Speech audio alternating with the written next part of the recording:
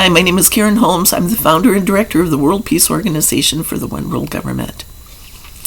Today, I'm talking about power again and where true power comes from. We're watching events occurring out in the world, like in Congress with the United States in the state legislatures, where there's bills that are being passed and introduced to suppress voters. People's right to vote. Now, this is one of our unalienable rights, is to have a voice in our government. And voting is probably the best way for us to do that, because it enables us to hold on to express our unalienable right, but it's also a way for governments to be formed that are based on the people. Now, that has gone on for a long time, but lately what we have is this problem in the United States where let's say the idea of voter suppression for the black people now has become voter suppression for everybody. If you're not, let's say, if you're not a Republican, so it's voter suppression against the white people now, who are the Democrats, and this is not going to work. Now, I know that sounds terrible, but the power games continue on until an innocent person is sacrificed. I'm not saying that the black people or any of the minorities don't have the rights, because we all have our unalienable rights. But when it was limited to one group of people, then the other people didn't necessarily have the power to stop it from happening. Like with the movement of Black Lives Matter, the how many people really does it take? How do you stand up and protest something when you don't really have a voice in government? So now what's happening is that for the Republicans to come in and say this, we can't win any elections unless we cheat, basically, is kind of the stupidest argument you can come up with, because that's not the whole idea. True power comes from assuming responsibility. It doesn't come from power games that demonstrate a lack of power. Okay, so this is what I'm saying, is that when you go down into the power games of revenge, I've made my little drawing here. The games of revenge: pride leads to war, putting other people down. Envy leads to genocides. And that comes from a sense of judgment. Then that allows greed. Greed is to take what isn't yours. And lust is to own the people.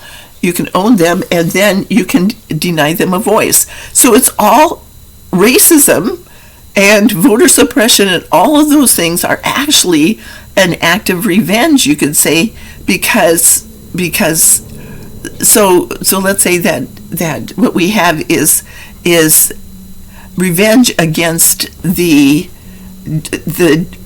Democrats. When you stop to think of it, you have putting the Democrats down, but there's also a sense of judgment against the Democrats now too, where they're saying, they're calling them, I get comments sometimes, I see them about, calling them names that are cruel, like, well, I'm not going to say that, but then taking what belongs to somebody else, let's say controlling the purse strings in the government, and then owning them, saying, we're not going to allow you to have any nominations. We're going to just the filibuster and things like that. All of these things have to do with racism, and then denying people a voice. So the voter suppression. What do you do with let's say the filibuster that is going to make it impossible for the Democrats to do anything because it's an act of greed? we are going to not give any money to anybody. We're going to control it ourselves, and then we're going to make sure the tax cuts for the wealthy people, because we want to be the wealthy people. Okay, so isn't that kind of what's happening? It's an act of revenge against the Democrats now. It isn't, how about the Democrats against Barack Obama or Joe Biden and his family? All of these things are a problem. When somebody is breaking the law, for example, then that person is subject to the law, but not this. Okay, so I'm going to talk today about this doesn't work. Revenge never worked. How about the idea of the Ever Given container ship and the Suez Canal, and how so much trade goes through that region? Okay, how about if we stop to consider that we can't live by ourselves?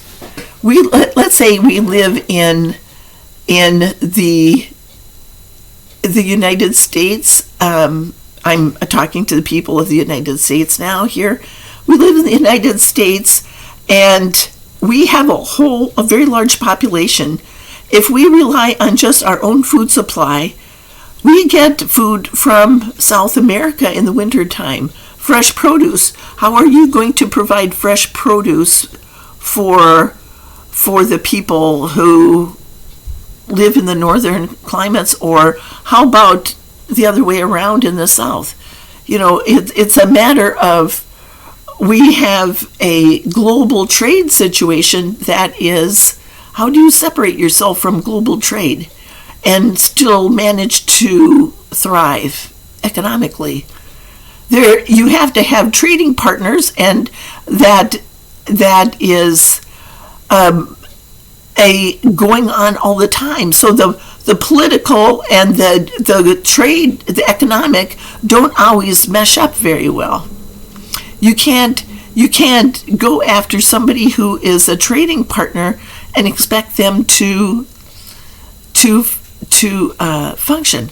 Now we have separated out, the industrialized nations have separated out the third world countries, and basically have considered them to be like bank accounts for us, where we can go in and steal their minerals and things like that through the companies, and leave the people. Well, we'll work with the government, but the government never trickles down.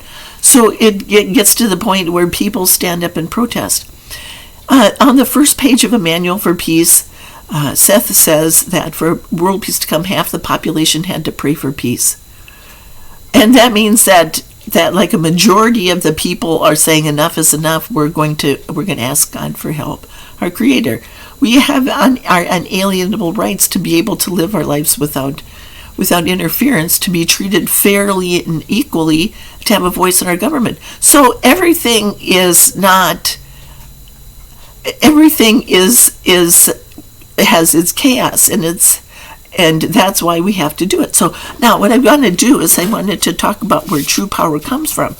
Okay, so if we're looking at this idea that the power games lead to oppression, and it makes people want to pray for help, these ripples of effects that go out from oppression are subsequent power games, like this act of revenge.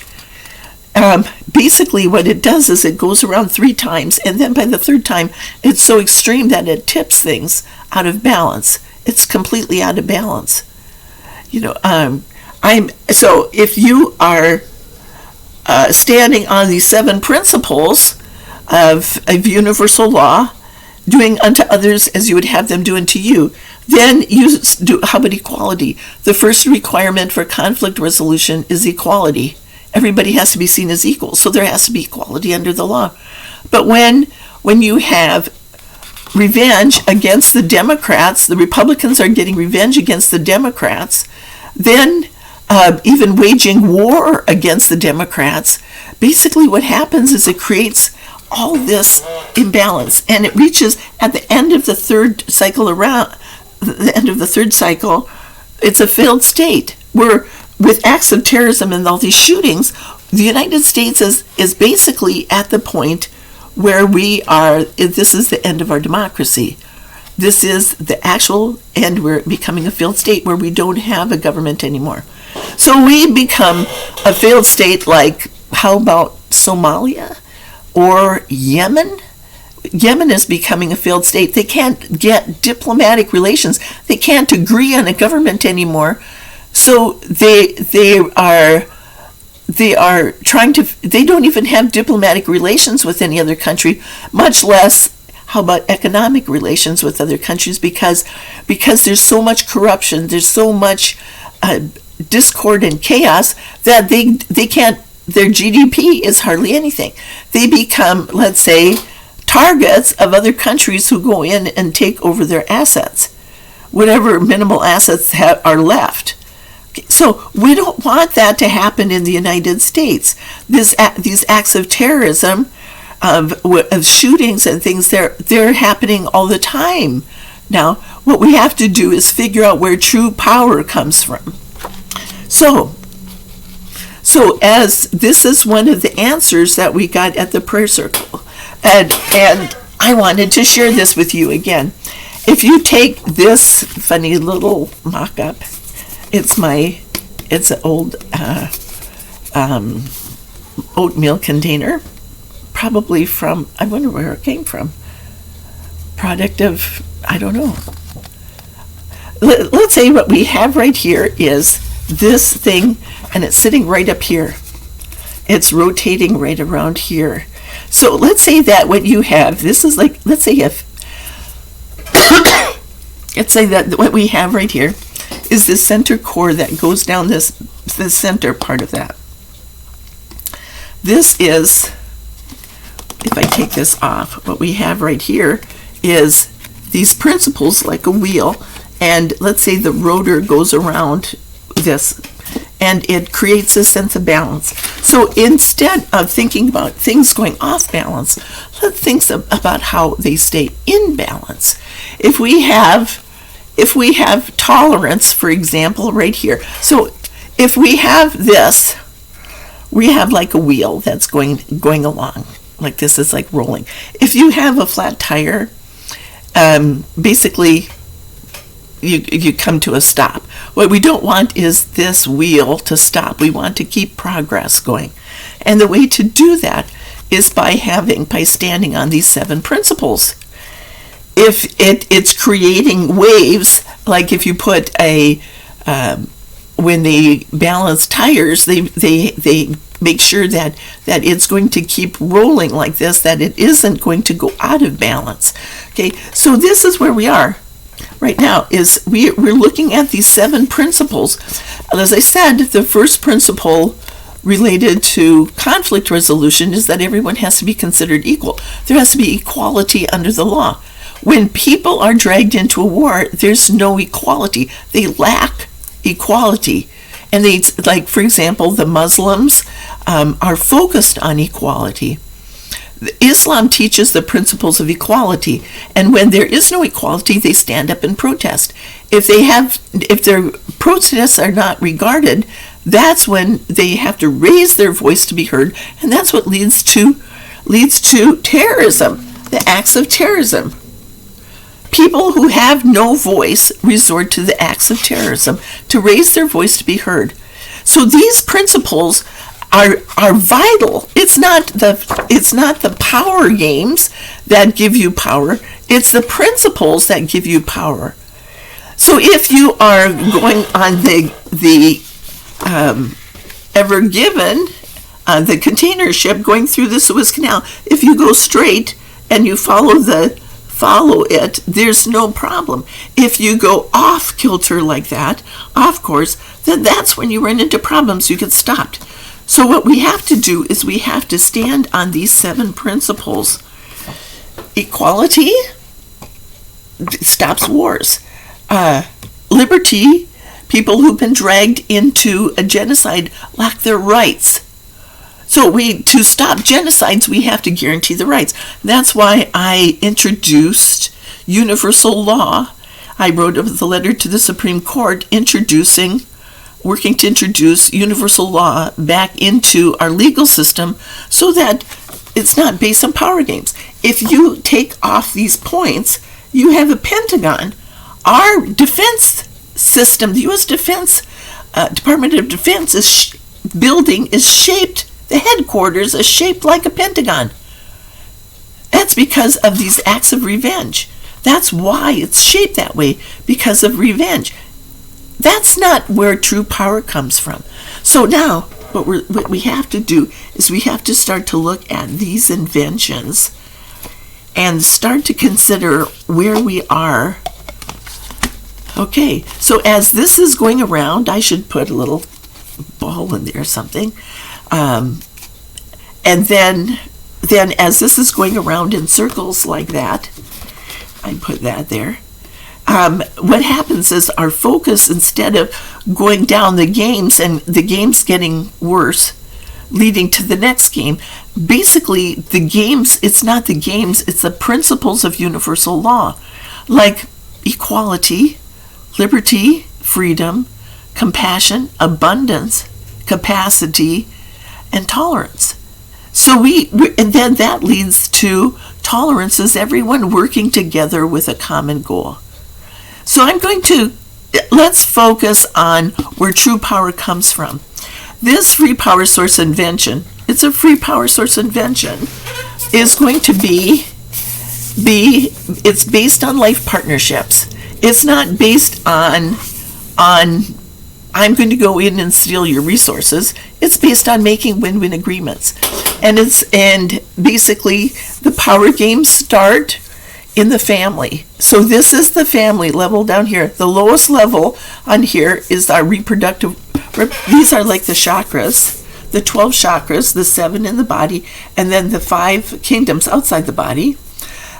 Our lowest chakras is based on our power. When you stop and think of it, if we have imbalance in those chakras, you might have heard the phrase aligning your chakras. If you have imbalance in that chakra, you have reproductive problems. It actually will make you sick. It'll cause prostate cancer. It'll cause uterine cancer or any of the polyps and things like that. You can solve your problems by creating balance. You can solve these health issues by creating balance in your life, by standing on these 7 principles. So basically, what we have is a project called the U.S. Survival Cards, and I'm going to be introducing them this year at the Azalea Festival, which is coming up in a Memorial Day weekend. They're basically on how to create a sense of prosperity by prosperity like the kind that led to the big dynastic families.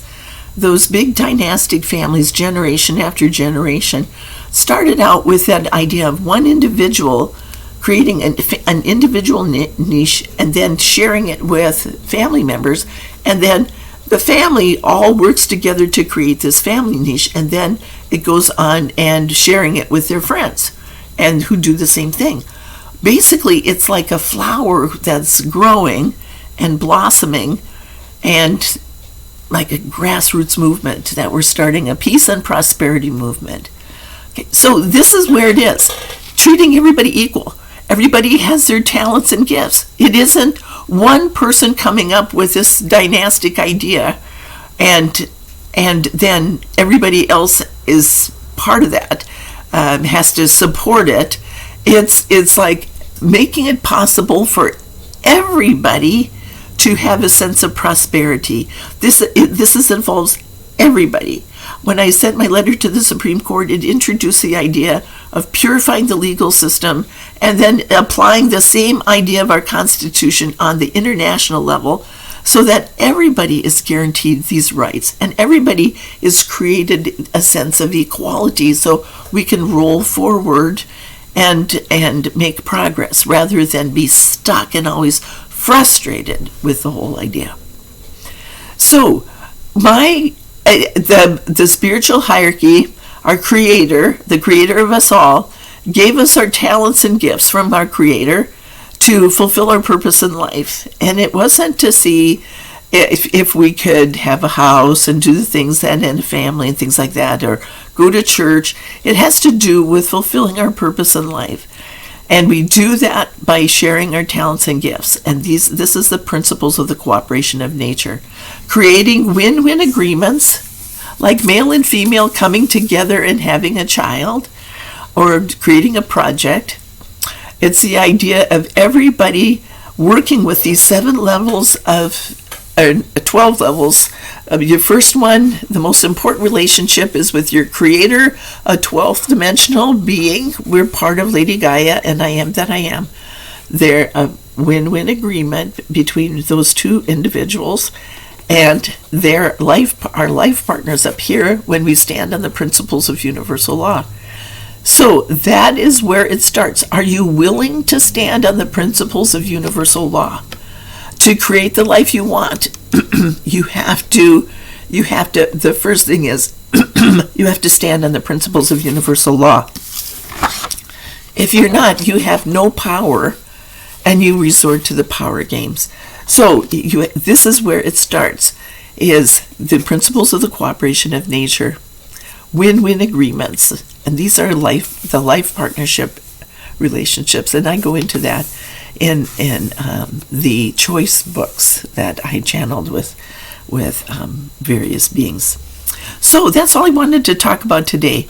If the Republicans are getting revenge on the Democrats and creating waves, and people are shooting each other because they're mad at the Democrats or mad at the Republicans, that's not the way our country is meant to work.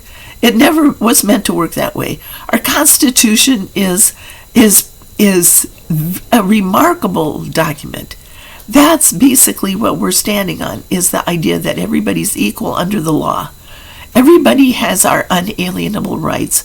Everybody has our freedoms to whatever they are, freedom of religion, to express our creativity, our cultures any way we choose, to have our freedom of assembly. What happens if this is the internet? I'm let's say assembling with you here, and what happens if my voice is cut off because people don't like what I'm saying? Why would somebody not like the idea of that God gave us this information that allows us to stand on the principles of universal law and apply them in our own life? I'll go into this in much greater depth, but that's where it starts. Everybody has 144 relationships, and each of these like this, and those relationships have to be turned into win-win agreements for you to be able to create the life you want, for you to be able to know that you're creating the life you want, and to be functioning on a higher level than where you are right now. Okay, so now I'm sharing this information with you because I would like to see everybody function on a higher level. And that's what our organization is meant to do. So I ask that you like, share, and subscribe, and share this with other people, because I'm sure if all those people have been praying for peace, half the people that you know have probably prayed for peace. Hey, it's coming. Okay, so like, share, and subscribe, and share it with other people. Thank you. Thanks for coming.